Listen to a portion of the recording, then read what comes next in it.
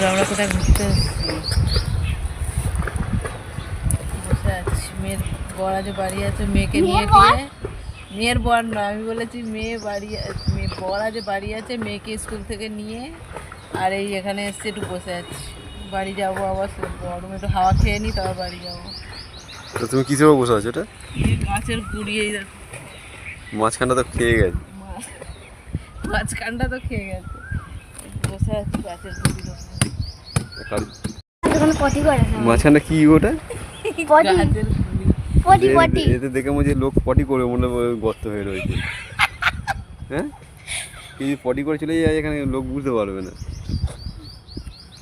কিরম গর্ত হয়ে রয়েছে। আমি করছি।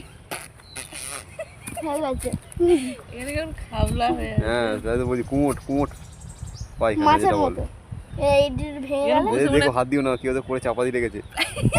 তুমি হাত দিচ্ছ শুধু। কেউ বসে মনে হয় এখানে খোটাখুটি করে।